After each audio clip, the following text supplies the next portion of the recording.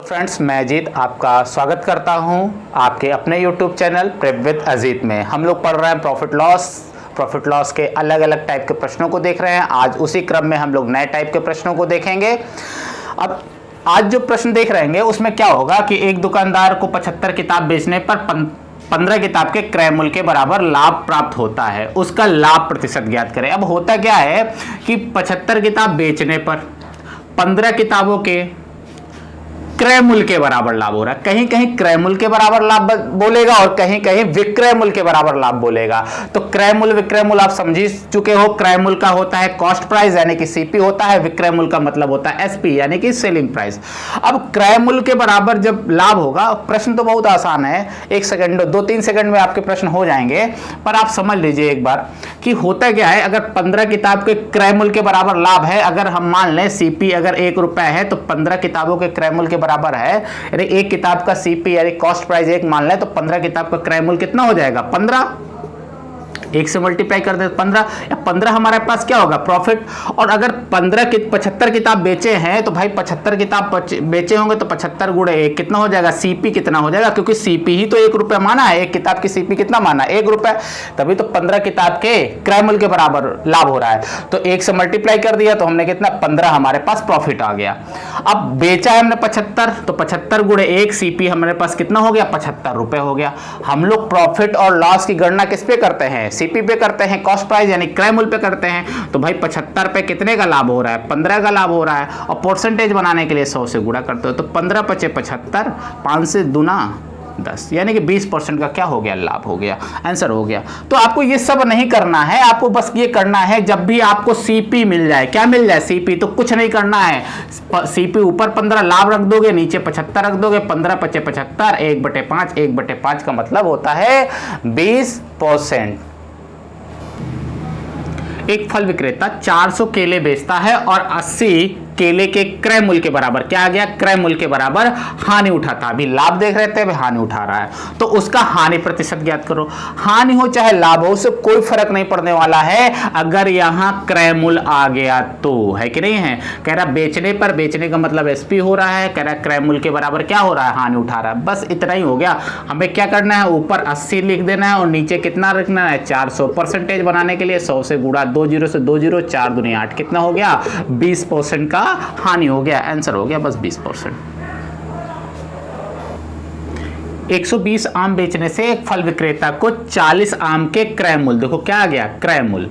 जब ये कह रहा है कि 40 बेचने पर, ये देखो बेचने पर, बेचने का मतलब एसपी हो गया, फिर उसके बाद क्रय मूल्य यानी कि सीपी आ गया। 120 आम बेचने से एक फल विक्रेता को 40 आम के क्रय मूल्य के बराबर हानि होती है। यदि वह 600 रुपए का आम खरीदा हो तो कितने रुपए की हानि होगी? अब प्रतिशत नहीं पूछ रहा, प्रतिशत पूछता तो 40 बटे क्या रख देते? 120 आ जाता। 4 3 12, 1/3। 1/3 का मतलब 33 है 1/3%। तो भाई 33 से 1/3% उससे रुपए में भी होगा तो 600 का 33 से 1/3 है, 1/3 दोगे कितना हो जाएगा? 200 आ जाएगा। तो इसको करना क्या है आपको? 40 रुपए की हानि। क्रय मूल्य है तो ऊपर कुछ नहीं करना है, बस ऊपर का ऊपर जितना हानि हो रहा है या लाभ हो रहा ऊपर रख लो और जितने बेच रहा है वो नीचे रख दो। कितने बेच रहा है? 120। अच्छा, परसेंटेज बनाना होता, परसेंटेज बोलता तो यहां क्या कर देते? 100 से गुणा कर देते, प्रतिशत हो जाता। अब पूछ रहा है रुपए, कितने रुपए की हानि हो रही? तो ये हानि तो हो रही है, कितने में हो रही है? 600 में, तो 600 से गुणा कर लिया। परसेंटेज बनाना होता तो परसेंटेज से, यानी कि परसेंटेज 100 में होता तो 100 से गुणा कर देते। अब देखो 0 से 0 कैंसिल हो गया और 4 3 12 और 3 से काट दोगे 3 दूनी 6, यानी कितने रुपए की हानि हो जाएगी? 200 रुपए की हानि हो जाएगी। या फिर ऐसे कर लेते 400 बटे 120, 1/3 की हानि हो रही है तो 600 का 1/3 कर लोगे तब भी कितना आ जाता? 200 रुपए का हानि हो जाता। ठीक है। 44 वस्तु बेचने पर दुकानदार को 11 वस्तुओं के विक्रय मूल्य, अभी तक क्रय मूल्य आ रहा था, तो जब भी क्रय मूल्य आ जाए, कॉस्ट प्राइस आ जाए तो कुछ नहीं करना था, ऊपर जो आए ऊपर रख दो और कितना बेच रहा नीचे रख दो। परसेंटेज बनाने के लिए 100 से गुणा कर दो।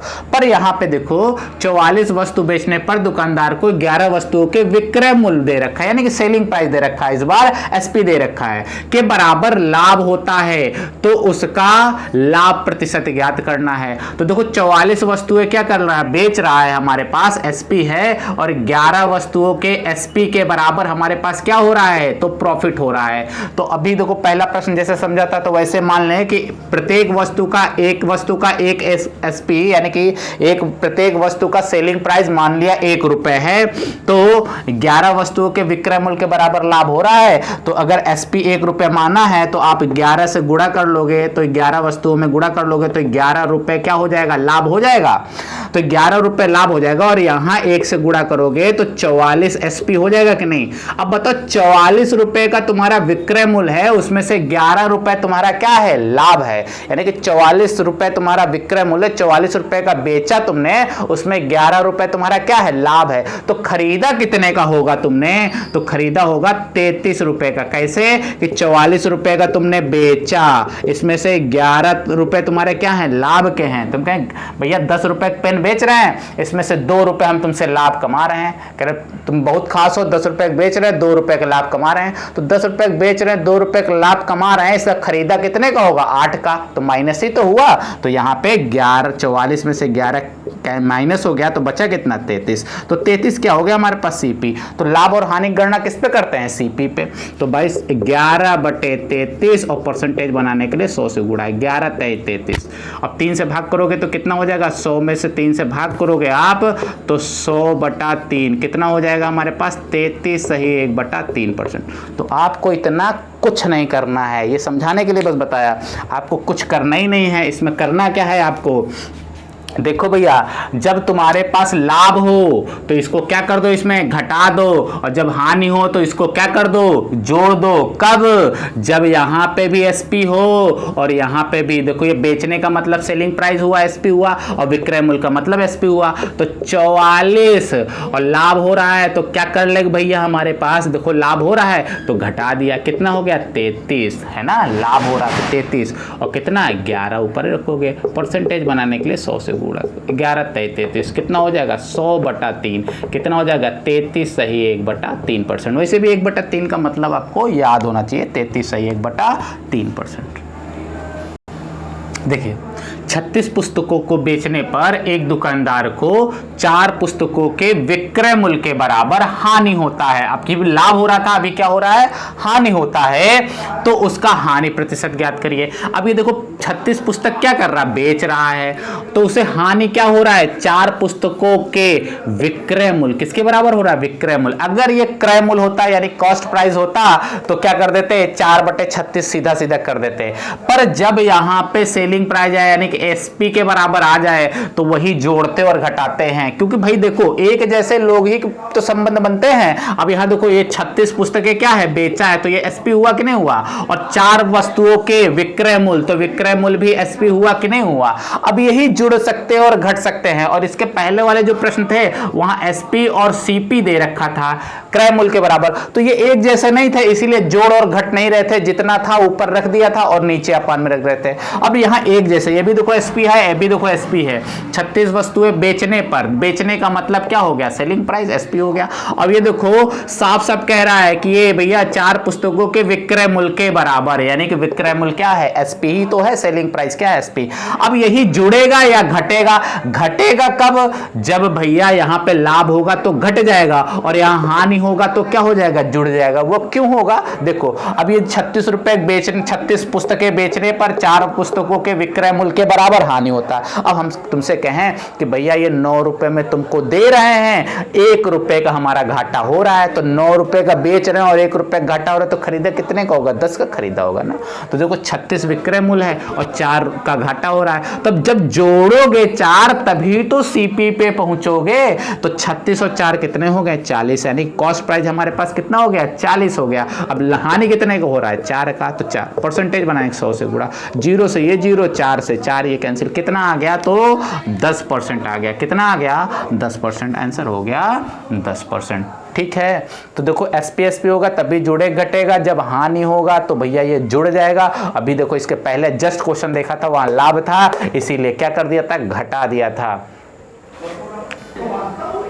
एक दुकानदार 180 किताबें बेचता है और 30 किताबों के विक्रय मूल्य के बराबर लाभ के बराबर लाभ कमाता है तो उसका लाभ प्रतिशत क्या ज्ञात करें। तो देखो बेचने का मतलब क्या हो गया, एसपी हो गया कि नहीं, 180 बेचने का मतलब एसपी हो रहा है। और देखो 30 किताबों के विक्रय मूल्य का मतलब एसपी हुआ कि नहीं, और क्या हो रहा है, लाभ हो रहा है कि नहीं, लाभ हो रहा है। कितने किताबों का लाभ हो रहा है, 30। तो आपको क्या करना है, लाभ है तो क्या कर देना है, घटा देना है। तो घटा दोगे तो कितना आ जाएगा, 150। तो यही क्या हो जाएगा हमारे पास, सीपी हो जाएगा।